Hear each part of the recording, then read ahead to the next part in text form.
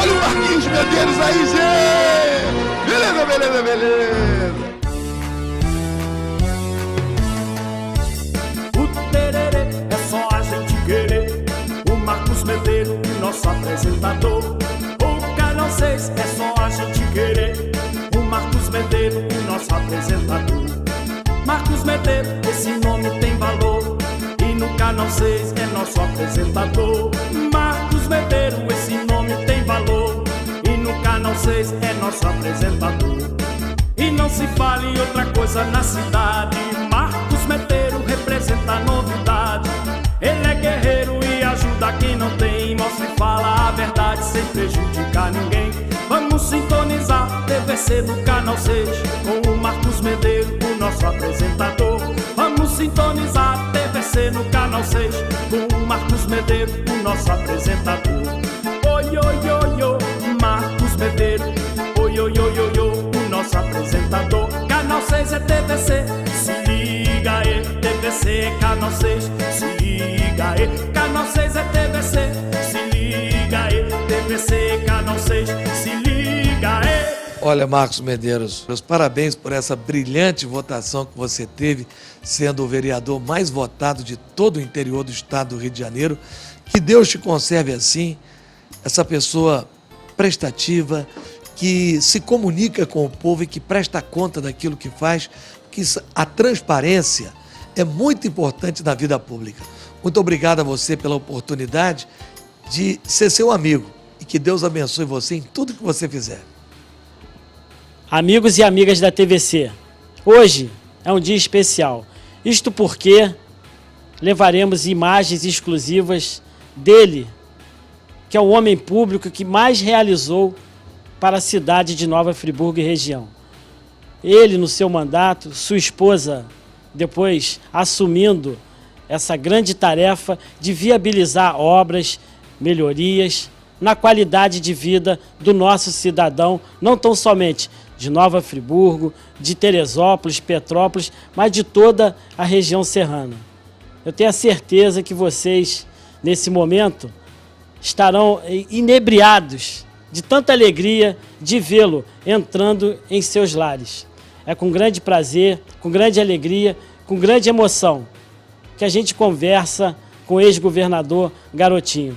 Governador, antes de tudo é um prazer em tê-lo novamente na tela da TVC. O senhor que todas as vezes que esteve presente em nosso município, não tão somente como governador, mas quando a sua esposa era governadora e o senhor ia lá e sempre concedeu e teve um carinho e um afeto muito grande, não tão somente comigo, mas com o público da TVC. Olha, Marcos Medeiros, em primeiro lugar, um abraço a você, um abraço a todos os telespectadores da TVC. É um prazer falar ao povo da região serrana, especialmente a população de Friburgo que nos assiste, onde nós podemos realizar um trabalho bastante efetivo e que proporcionou a melhoria da qualidade de vida da população. Governador, todos têm curiosidade de conhecer aonde o senhor nasceu, como é que foi a sua trajetória, a sua infância. Depois a gente fala do seu futuro político, como é que o senhor entrou na política. Como é que foi a infância do Garotinho? Garotinho nasceu aonde? Família? Olha, eu nasci em Campos, né? Na mesma casa onde eu moro até hoje, a rua Saturnino Braga, número 44, no bairro da Lapa, filho de dona Samira e seu Hélio Montesano, né? Eu tenho 3 irmãos, né? Comigo nós completamos 4, né? É uma infância difícil. Meu pai morreu muito jovem, né? Ele era professor de Direito Romano, então nossa família se dividiu, porque com a morte do meu pai, a minha mãe entrou num processo depressivo e os irmãos foram cada um morar com um parente, né? E eu tive a felicidade de morar com meu avô, um período da minha vida muito importante, e foi um homem muito sábio, um libanês, que me ensinou muitas coisas importantes na vida. Entre elas, a mais importante, temer a Deus e trabalhar. Agora, governador, como o senhor entrou na política? Como é que foi essa história, garotinho, entrar na política? A gente sabe que o senhor tem uma trajetória frente à imprensa. Como é que foi essa questão? Bom, isso aí foi uma decorrência natural da minha profissão de radialista, né? Eu sempre tive um programa de rádio e nesse programa eu comecei a combater aquela oligarquia de campos políticos tradicionais ligados aos usineiros que comandavam a política de Campos. Então eles começaram a me perseguir. Eu ia para uma rádio, eles tiravam. Eu ia para outra, eles tiravam. Até que, por fim, me tiraram de todas as rádios. Eu já não tinha mais rádio nenhuma para trabalhar na cidade. Então, eu me filiei a um partido político, subi num caixotinho e, trepado num caixotinho, eu fazia os meus comícios, sem som, sem nada, e me elegi, né? Dessa maneira, fui deputado estadual, depois fui prefeito da cidade, depois fui governador do estado, fui prefeito de novo, quase fui presidente do Brasil. Hoje a Rosinha é prefeita de Campos, já ela a primeira vez, mas a terceira vez que a nossa família governa a cidade, eu 2 vezes e ela. E a minha filha, né, a mais velha, Clarissa, é a vereadora mais votada da cidade do Rio de Janeiro do PMDB. Agora, existe um folclore lá em Friburgo que o senhor chegou a trabalhar lá na Rádio Sucesso. É verdade? Não, eu transmiti algumas partidas de futebol para a Rádio Sucesso. Porque houve um período desse, vai para uma rádio, volta para outra, que o grupo da Rádio Sucesso me amparou lá em Campos, de uma rádio com o mesmo nome, Rádio Sucesso. Então, quando havia transmissão de futebol... O sucesso era o mesmo. Era o mesmo. Não. Nós fazíamos... Pelo menos a palavra. Nós fazíamos uma cadeia de rádio, né? Então, transmitíamos em conjunto. Então, eu transmiti muitos jogos para a Rádio Sucesso de Friburgo, que era do mesmo grupo, do Wagner Luiz, o antigo proprietário da emissora. Falecido num acidente de automóvel. Eu me lembro, era muito amigo dele, né? Os filhos dele estão tocando a rádio lá, o Igor, a Hilda, a ex-esposa. Isso, exatamente. Foi com ele que eu tive um ótimo relacionamento à época. Agora, garotinho, conta pra gente uma história engraçada. Você apresentando um programa na rádio. Você tem muitas histórias, né? Tem uma que... essa é... Vamos dizer assim, essa é a campeã de todas, né? Eu apresentando um programa de rádio. E então liga um ouvinte, né? Ainda era época daquele disco de vinil, né? E ela diz assim: oi, garotinho, tudo bem? Que prazer falar com você. Eu digo: olha, eu também. Ela diz: hoje é aniversário da mamãe. Eu queria pedir uma música para a mamãe. Eu digo: qual é a música que você quer para sua mãe? Aí eu quero a música da Adriana, de uma cantora baixinha, lourinha, chamada Adriana. E eu perguntei: qual é a música que você quer? Ela disse: eu te amo. Eu peguei um pedaço de papel e escrevi: Adriana, eu te amo. E falei pro rapaz: pega lá o disco para tocar. Bom, aí tocou a música e tal. Acabou o programa de rádio no interior, juntei a papelada toda, botei dentro da agenda.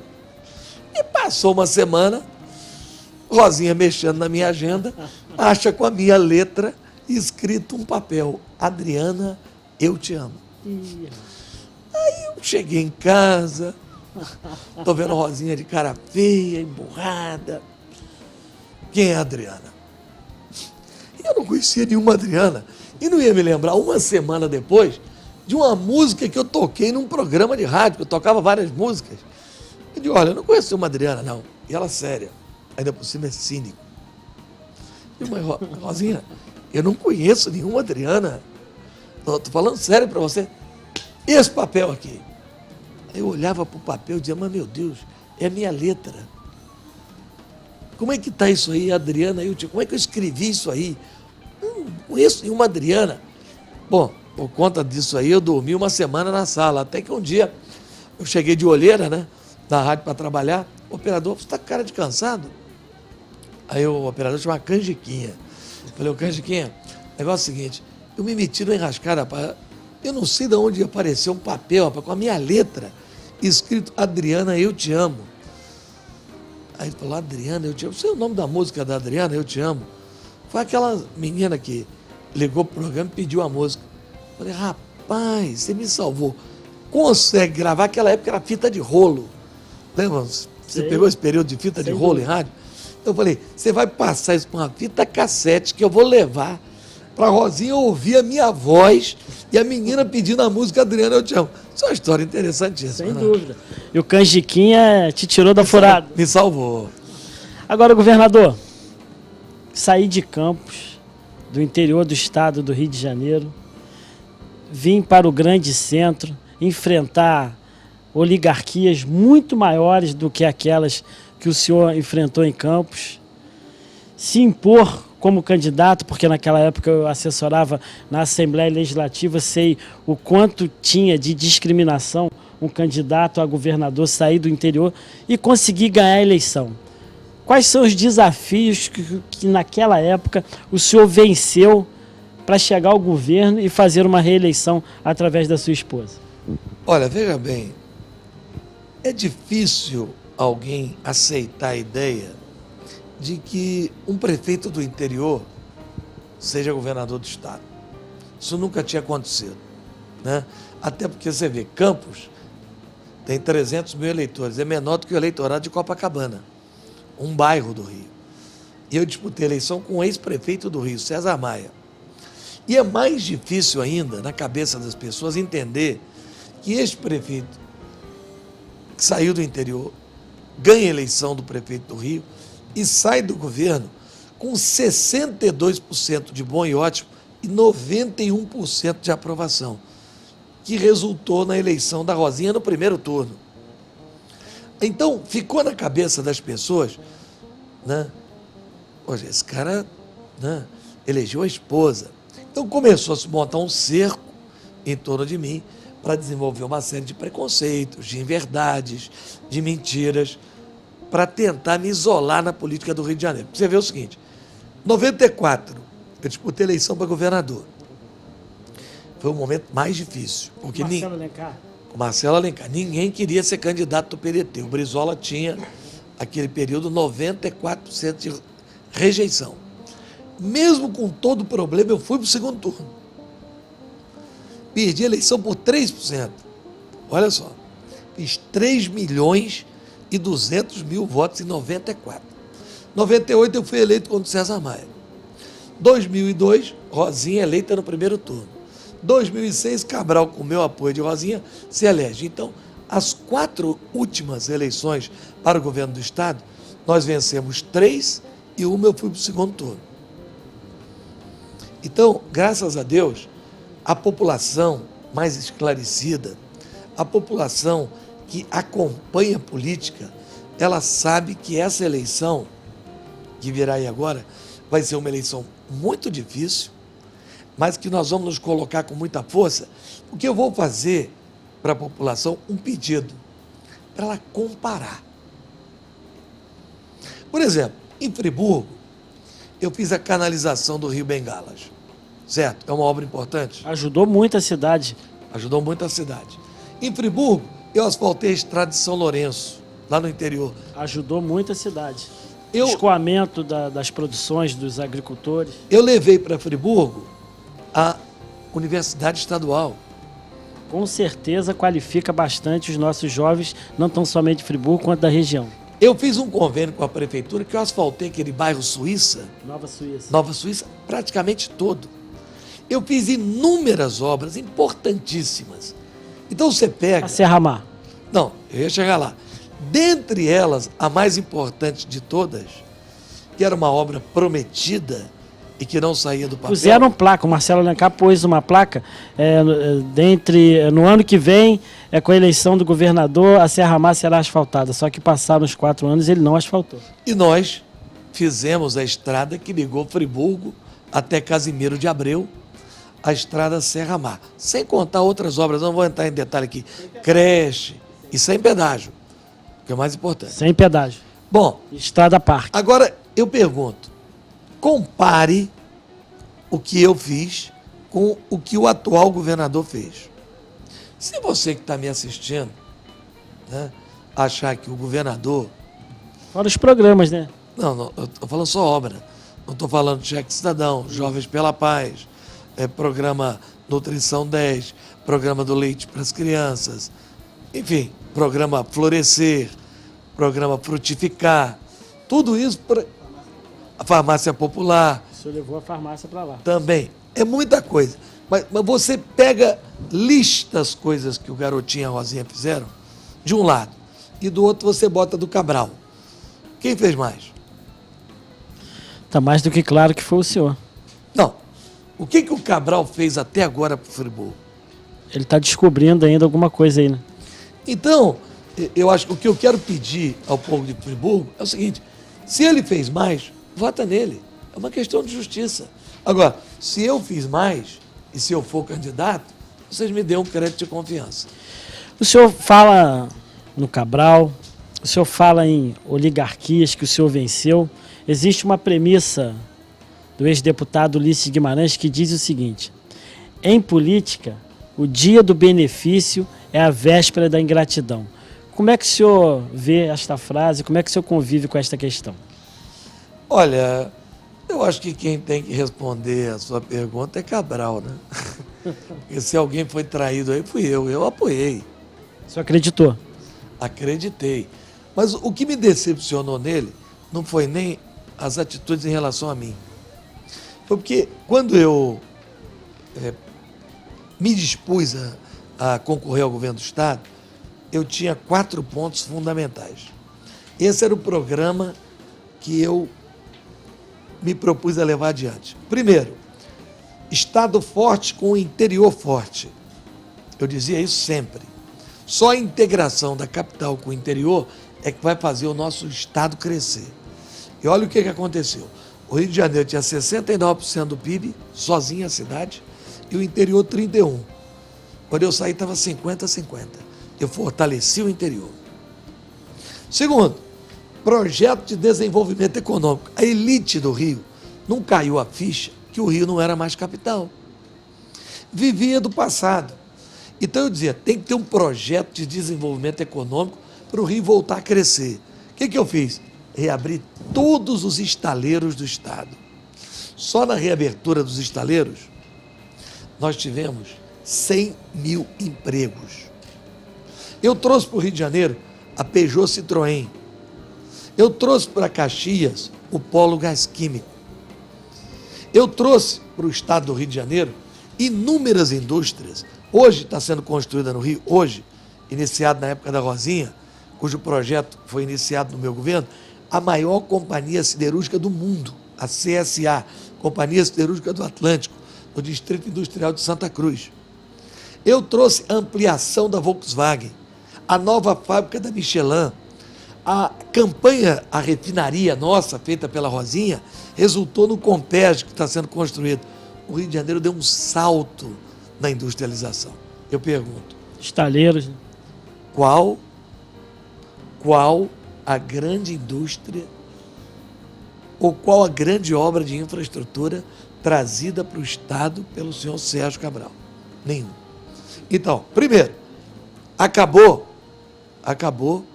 com aquela política Estado forte, interior forte. Não tem projeto de industrialização. Terceiro, não tem rede de proteção social. Eu criei uma rede de proteção social porque o desenvolvimento humano e o desenvolvimento econômico, eles devem caminhar como trilhos, um ao lado do outro.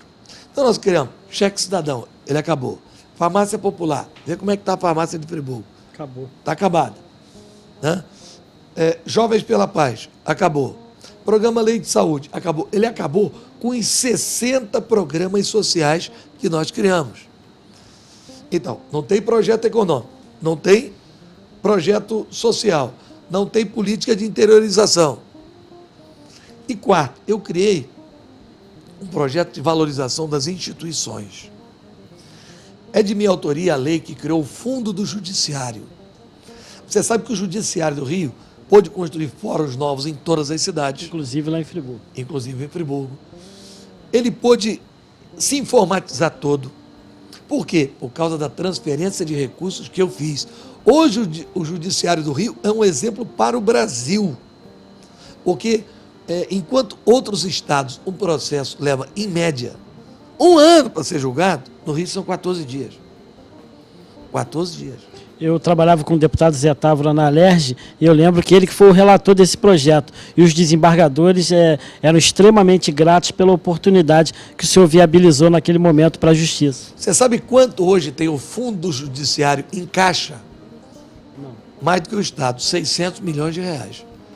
E com fóruns novos em todas as cidades, com tudo informatizado. Isso chama-se Lei Garotinho do Judiciário, fortalecendo as instituições. Eu criei o PADEM, o Programa de Assistência e Desenvolvimento aos Municípios, para fortalecer as prefeituras. Então, isso também acabou. Hoje, o Sérgio Cabral chegou até a ameaçar acabar com o Fundo do Judiciário.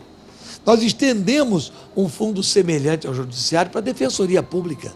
Hoje, a Defensoria Pública do Rio é modelo para o Brasil, graças também à iniciativa que nós tomamos. Né? O salário de um defensor público hoje é igual ao de um promotor de justiça. Eu dizia sempre, quem acusa não pode ganhar mais do que quem defende. Né? Então, são essas coisas que me decepcionaram com o Cabral. Até, para ser sincero, a gente tem que levar em consideração uma questão de caráter de natureza pessoal. Às vezes a pessoa tem mais índole para o executivo, às vezes tem para o legislativo. É o caso do Cabral. Cabral não é um executivo, ele foi sempre um deputado, um legislador. Depois foi ser senador, né? Ele sumiu lá no bolo. Ele não tem vocação para comandar. Comandar, você sabe que é muito difícil. Às vezes a pessoa é um bom deputado, mas não é um bom gerente, não é um bom administrador. Isso é difícil. E é o que acontece com ele. Aí o que ele faz? Apareceu um problema, viaja. Apareceu uma dificuldade, pega o avião e vai para Paris. O Estado ficou sem comando, e é isso aí que a gente está vendo, a falta de políticas públicas no Estado. Metrô. Metrô, a gente fez o metrô de Copacabana, da Siqueira Campos, o metrô de Cantagalo, e deixamos pronta a assinatura do metrô da General Osório, né, de Ipanema. Uma obra muito importante que está acontecendo agora, financiamento contraído no governo da Rosinha. Sua participação na eleição presidencial? A próxima? A anterior, passada? a passada e a futura. Não, na eleição que eu disputei, eu tive quase 16 milhões de votos. Né? Caminhou o Brasil todo. Caminhei, e foi essa votação que assustou a esse pessoal que não me deixou ser candidato na última eleição. Porque sabia que se eu disputasse a última eleição, o segundo turno não seria entre Lula e Alckmin, seria entre Lula e Garotinho. O que faltou para você ir para o segundo turno? Faltou tempo. Se tinha mais uma semana, eu passava o Serra. Se o tempo voltasse atrás, tem alguma coisa que o senhor modificaria? Ah, muita coisa. Muita coisa. Eu fui governador com 38 anos. Se eu for governador ano que vem, serei governador com 50 anos. Em 12 anos a gente aprende muita coisa. Hoje eu tenho mais cabelos brancos, eu tenho mais experiência. Olha, se eu fiz um governo bom daquela vez, você pode ter certeza, agora vai ser muito melhor. Nessa trajetória política, uma história que o senhor lembre, que o senhor modificou para melhorar a vida de uma pessoa, que essa ficou marcada. A gente sabe que o senhor melhorou a vida de milhões de pessoas, mas essa bateu no coração. Olha, são tantas histórias, mas tem uma que é muito chocante. Eu estava em Caxias, fui entregar um conjunto de casas no Trevo das Missões, que na entrada de Duque de Caxias era uma favela, onde moravam cerca de 900 famílias, né? E elas moravam em barracos de papelão e aquele plástico preto, né? Estavam ali há anos, né? E logo no início do governo eu passei ali, olhei, desci, entrei com o carro, todo mundo ficou assustado, segurança, mandei chamar o povo, reunir e falei, vou construir um conjunto aqui para vocês. Bom, mas ninguém acreditou naquilo.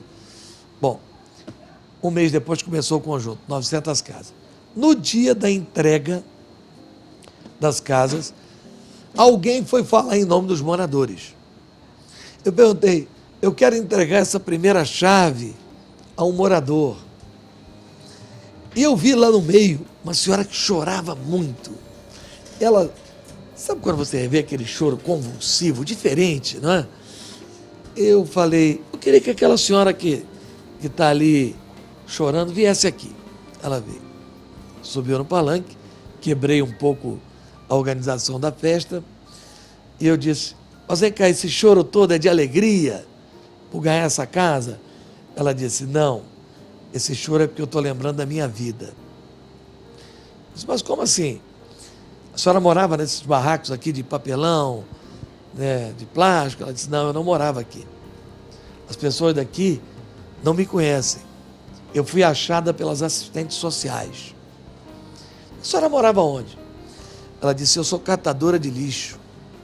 Então, durante o dia, eu catava lixo, vendia, e como eu não tinha onde ficar, para não dormir na rua e não ser violentada, eu abria o bueiro e dormia dentro de um bueiro. Eu ficava ali dentro do bueiro, escondido, e quantas noites eu vi ratos passarem por cima de mim, né? E aquele depoimento foi muito marcante. Ela disse, agora eu olhando essa casa, seu garotinho, eu não tenho nem o que botar dentro dessa casa. Eu fico olhando para o quarto, eu fico olhando para a sala, eu fico olhando para o lugar que eu vou morar. Para quem morou, ela falou, 4 anos dentro de um bueiro, você não está me dando uma casa, você está me dando um sonho. Você está me dando um palácio. Eu me lembro que terminou a solenidade, passou um pouco, eu peguei, chamei ela no canto, chamei a assistente social, mandamos comprar uma cama, um armário, uma cozinha, um fogão e uma geladeira para botar o mínimo para ela poder entrar, porque ela não tinha nem o que botar. Ela viveu 4 anos dormindo nos bueiros da Zona Sul do Rio de Janeiro. Graças a Deus o senhor conseguiu modificar para melhor a vida dessa cidadã. Agora, lá no interior do estado, lá em Campos, um programinha de rádio, e o senhor tomou essa dimensão. Como é que o senhor vê o papel da imprensa? Como é que é? Qual o carinho? Qual é a importância que tem os meios de comunicação para o senhor? Principalmente hoje, que a gente sabe que o senhor está na Rádio Manchete, líder de audiência no horário. Olha, o rádio é tudo para mim. Se não fosse o rádio, eu não teria chegado onde eu cheguei. E eu tenho certeza que eu tenho pelo rádio mais do que uma profissão, eu tenho uma paixão, né? É mais difícil fazer rádio do que televisão. Eu não sei, eu não sou bom de televisão, eu sou bom de rádio. Isso eu reconheço. Televisão não é minha praia, é a sua. Faz bem, a gente vê que seus programas... Mas eu amo muito rádio. Eu gosto da profissão que eu nunca deixei de exercer. Mesmo no tempo em que eu era governador, eu tinha um programa todo sábado que eu falava com a população. Então, eu só lamento que alguns veículos de comunicação, por interesses que muitas vezes eles não podem revelar, fizeram uma campanha para me destruir num período em que eu representava uma ameaça à injustiça que eu sempre combati, agora estão me dando razão. Quando eu fui candidato em 2002, eu dizia, olha, esse dinheiro existente no mundo é uma bolha. Isso uma hora vai estourar. E quem vai pagar a conta disso é o povo. Porque era impossível conviver com os juros que se praticavam no Brasil e no mundo. A bolha estourou. Estourou lá, nos Estados Unidos, mas teve reflexo no mundo inteiro, inclusive o próprio Brasil. Né? Mas eu, porque combatia esse sistema, eu fui muito perseguido. Como os bancos comandam os maiores anunciantes das maiores revistas, Veja, das maiores redes de televisão, Globo, eu fui muito combatido. Fizeram comigo covardias de dizer, por exemplo, a Veja, botar na capa, né, para o Brasil inteiro, o garotinho viajou num avião de traficante, sabendo que o avião era da Polícia Federal, confiscado de um traficante. Mas e aí, como é que desmente depois uma Veja pendurada em todas as bancas de jornal do Brasil? Como é que desmente? Entra na justiça, o processo está rolando há 3 anos. Já ganhei indenização, eles recorrem, vai para uma instância, vai para outra. Como é que faz? A arma dos invejosos é a calúnia? Sem dúvida. A calúnia é mais do que a arma dos invejosos, é a arma dos covardes. Porque a verdade é a arma dos corajosos, Jesus dizia: conhecereis a verdade, e a verdade vos libertará. Ou seja, a gente deve sempre procurar falar a verdade, mesmo que ela não agrade. Agora, a gente falou muito em pessoas que não reconheceram, não foram leais, de mão dupla, no sentido, o senhor foi leal com determinadas pessoas e a recíproca não foi verdadeira. Mas a gente tem exemplos, tais como, por exemplo, o Valnei Rocha, lá de Nova Iguaçu, que é um parceiro de primeira hora do senhor, ou seja, que a lealdade é de mão dupla. Como é que são esses parceiros, esses homens que não abandonam o senhor?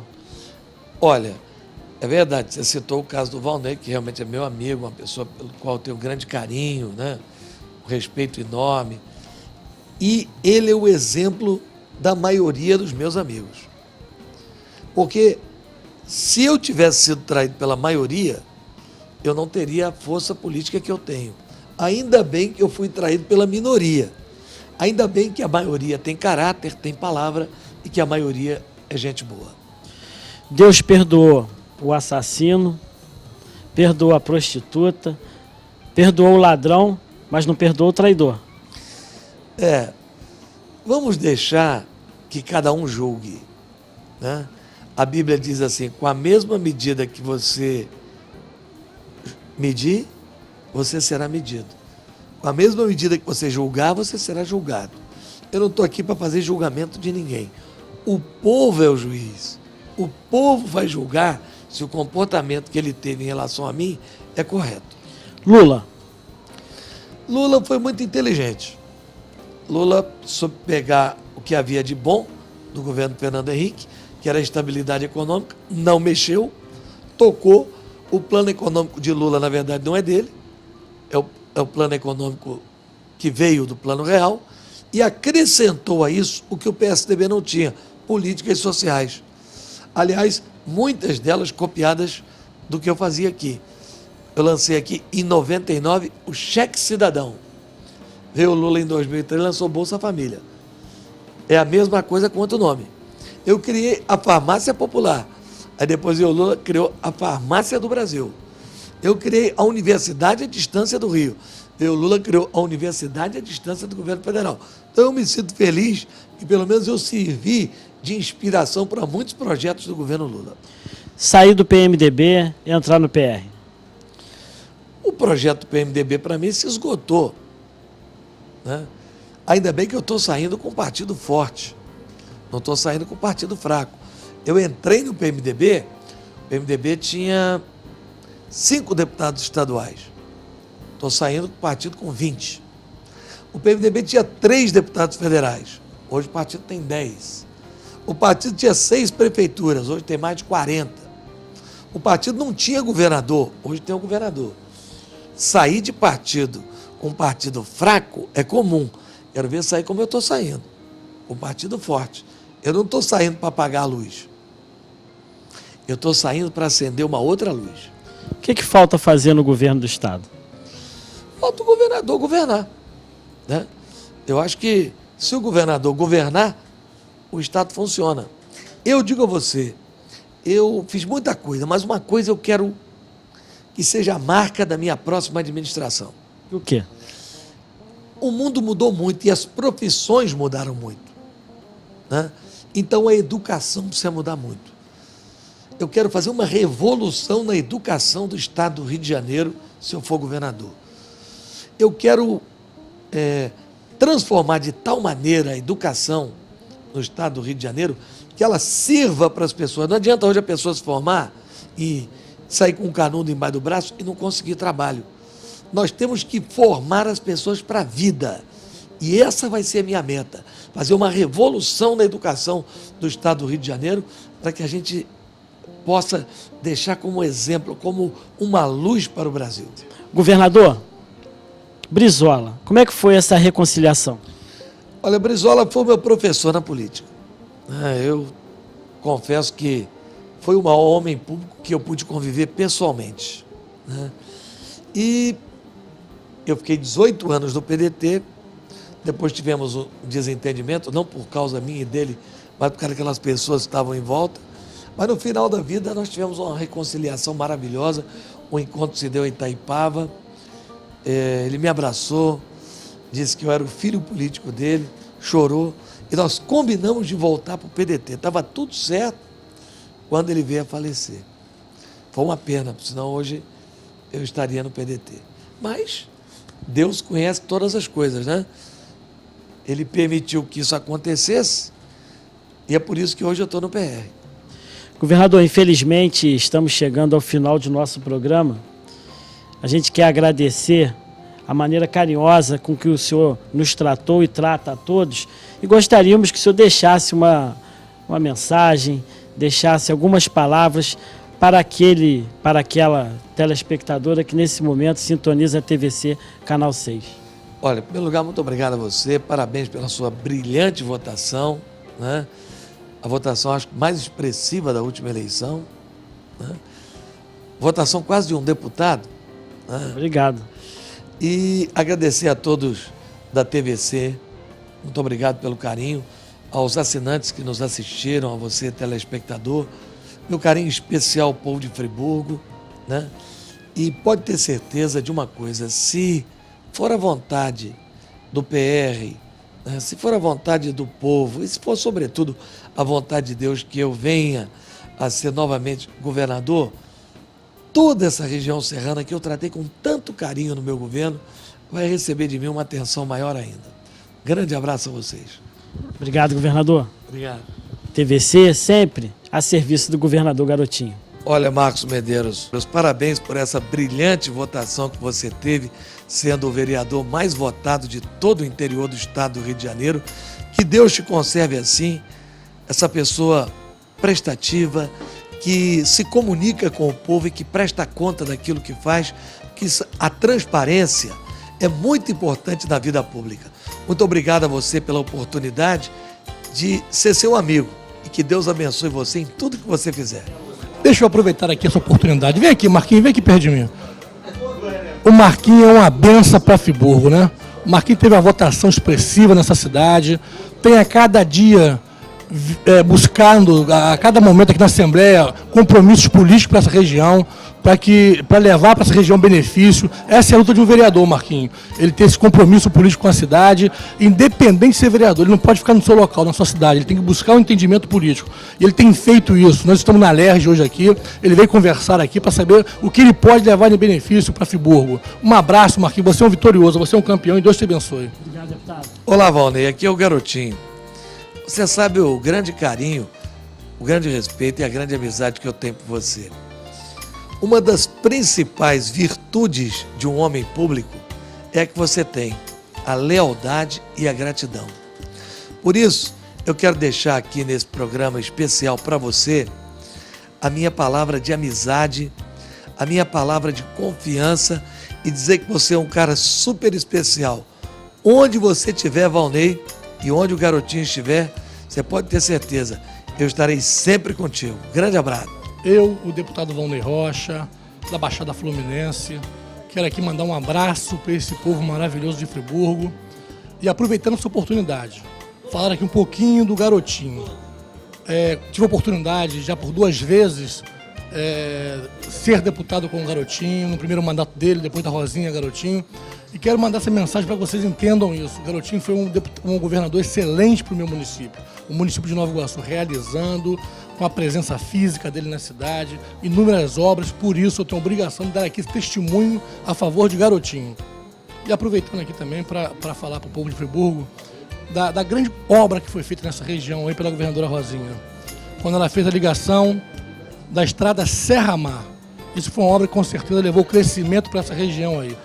Muito obrigado pelo carinho de vocês, muito obrigado, e pode ter a certeza de que o governador Garotinho é um homem de compromisso social e por isso temos a certeza de que ele ainda vai voltar a esse governo, que é a vontade do povo e a vontade de Deus.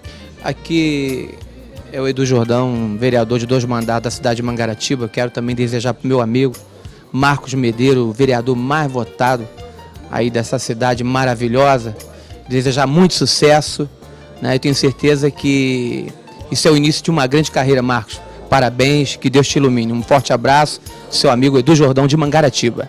Eu, Marcos Vinícius, deputado estadual pelo PTB, desejo ao meu amigo Marcos Medeiros muita sorte nessa caminhada. Marquinhos, você foi o vereador mais votado do interior do estado do Rio de Janeiro. Muita sorte. Nós sabemos o quanto é difícil uma votação tão expressiva da maneira sincera e honesta que você trabalha. Boa sorte, amigo Marcos. Muita luta. Boa sorte. Eu, Gilson Cunha, assessor do deputado estadual Valnei Rocha. É com muita alegria que nós falamos do amigo vereador mais votado do interior, Marcos Medeiros, com 5.550 votos.